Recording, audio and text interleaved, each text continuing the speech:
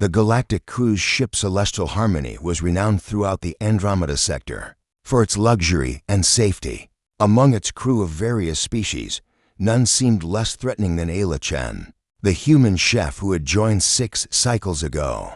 With her warm smile and gentle demeanor, she had quickly become a favorite among passengers and crew alike. Ayla stood in the massive kitchen, carefully plating a Zentari crystal pudding while humming an old Earth tune.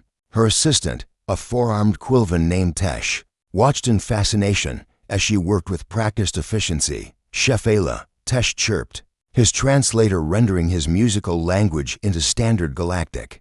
"How did you learn to cook for so many different species? Your knowledge of biochemistry is remarkable." Ayla shrugged, adjusting the heat on a plasma burner. "Oh, you pick things up when you've been around. I've worked on 8 different worlds before this, so you learn what can kill whom pretty quickly." The kitchen's head server, a crystalline being named Mora, paused mid-step. 8 worlds. That's quite a resume for someone so young. Were they all human colonies, HMM? "Oh no," Ayla said absently, tasting a sauce and adding a pinch of sodium compound. "Actually, none of them were human worlds. Let's see. I started on Krevesh 7, then moved to Thermia. Spent a year on Gravitas Major. Did a stint on Chlorinix." She counted on her fingers, completely missing the horrified expressions spreading across her colleagues' faces. Tesh's 4 arms had frozen mid-motion.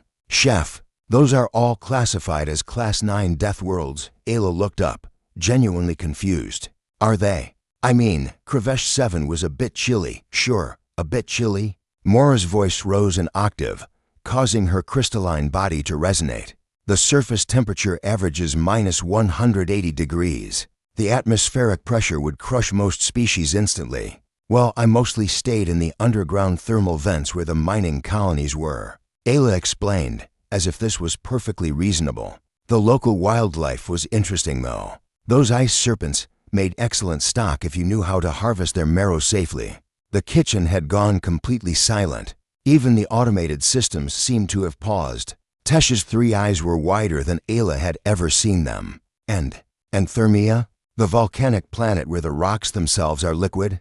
"Beautiful sunsets there," Ayla said wistfully.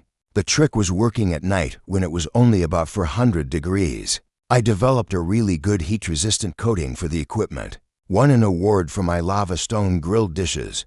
She smiled at the memory. Captain Vorn, who had entered the kitchen to discuss the evening menu, stood frozen in the doorway. The reptilian commander's scales had paled to a sickly yellow. "Chef Chen," he said slowly, his tail dragging on the floor in shock. "Please tell me you're exaggerating about Gravitas Major."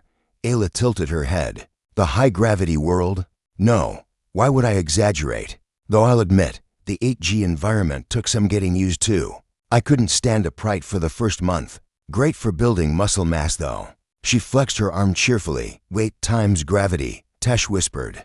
"Most species would be crushed into paste." "Oh, it wasn't fun," Ayla admitted. "But the Gravaxian people were so kind, and they'd never had proper cuisine before. Everything they ate was basically nutrient paste, because cooking under that gravity was nearly impossible. I just had to engineer some support structures and train my body. Lost a lot of bone density, but the calcium supplements helped." Mora had to recalibrate her translator, certain it was malfunctioning. "Chlorinix, that's an atmosphere that would dissolve most organic matter." "Yeah, the environmental suit was annoying." Ayla nodded, checking on a simmering pot. "But the local fungi there had the most amazing properties.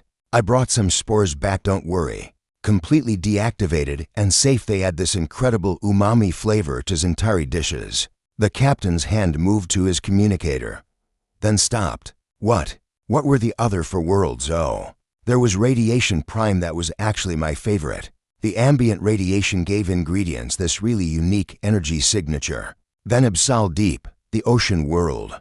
Working at 15,000 meters depth was challenging, but the pressure cooking techniques I developed revolutionized Aquarian cuisine." 15,000 meters? Tesh had all 4 hands on his head. Then there was the ammonia rainforests of Toxica VI. And of course, my most recent assignment before this, the void stations orbiting the black hole Chimera. Dead silence. Finally, Captain Vorn found his voice. "You worked In the ergosphere. Of a black hole? Well, technically in stable orbit just outside it, Ayla corrected. The time dilation was weird. I aged about 2 years while the rest of the galaxy experienced 7. But the way ingredients transformed under those gravitational stresses? Absolutely fascinating. I wrote a whole cookbook about it. She pulled out a data pad and showed them. The title read, Cooking at the Edge of Forever, Recipes from Extreme Spacetime. The reviewers called it the cookbook written by someone who should be dead 8 times over. Ayla said proudly, I thought that was a bit dramatic.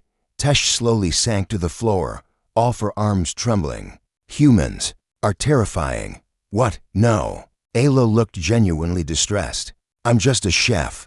I make food. You survived 8 Deathworlds, Mora said, her crystalline voice barely above a whisper. The statistical probability of surviving even one for any non-native species is less than 0.001%. You did it 8 times, voluntarily. I mean, when you put it like that, Ayla shifted uncomfortably.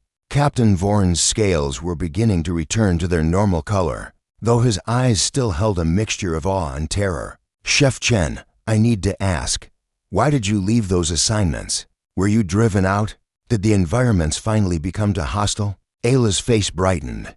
Oh no, I just got bored. Once you master cooking in extreme environments, normal stations seem too easy. I came here because I heard the Celestial Harmony had passengers from 47 different species. The challenge of pleasing so many different palates without killing anyone accidentally? That's exciting. The kitchen staff exchanged glances of pure disbelief. So, Ayla continued cheerfully, pulling out a tray of perfectly prepared dishes. Who's ready to help me serve dinner? I made that Venusian lava cake you all love, and I promise only using ingredients from normal, non-deadly sources this time.